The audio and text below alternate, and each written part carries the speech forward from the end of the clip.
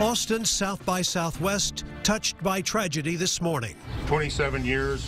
This is the first time in those 27 years that we've had an incident of this kind. 21-year-old RASHAD Owens facing 2 counts of capital murder after crashing a car into a crowd of music fans. And all of a sudden this car just came driving through, hit 10 people. There's only one person that's responsible for this, and that's the person who had no regard for the sanctity of life. Scene of chaos just after midnight in downtown Austin.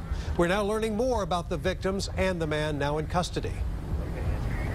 I'm Shannon Wolfson, live downtown here on Red River, where this all started. In fact, it started right here when that driver went through these barricades. But you can see the crowds are back out here tonight. Things really are moving along just as Chief Art Acevedo hoped they would as the festival continues tonight.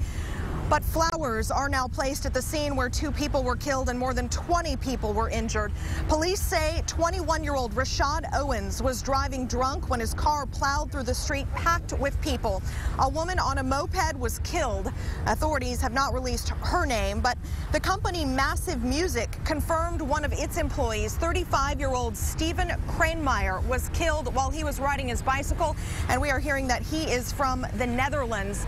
2 brothers were actually caught in the crowd right here on Red River Street and used their video camera to show what happened. Lindsey Bramson spoke with them today.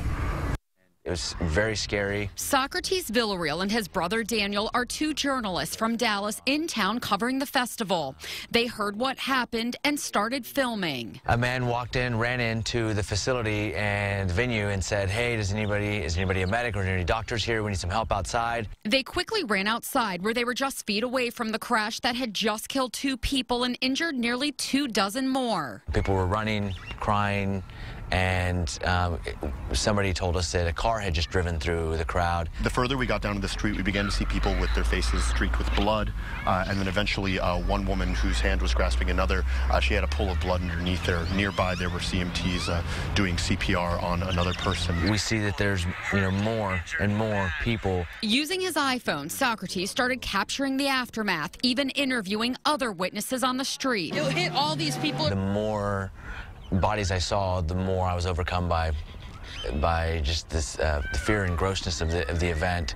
Not South by, but just the incident. I think we both felt an urgency to really do what we do best, which is just report and get the information out there so that people could get it right.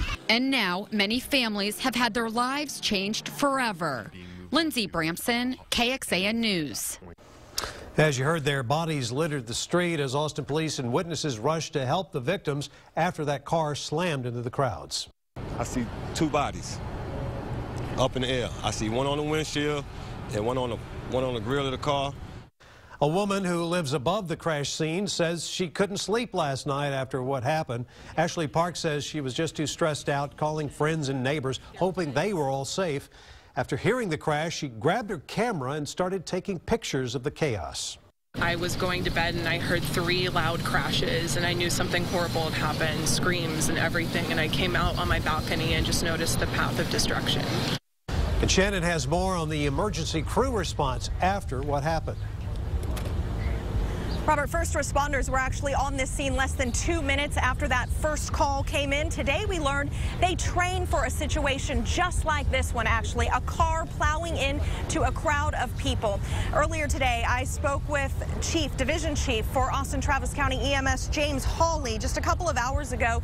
He was on this scene just minutes after it happened. I had to step back and separate what victims I had versus all the fantastic civilians that were just coming to everybody's help, and we had to get those pushed back, so I really knew who were unharmed and who needed our assistance. And this is video from this afternoon, the EMS briefing for tonight's shift, where they are going on with business as usual.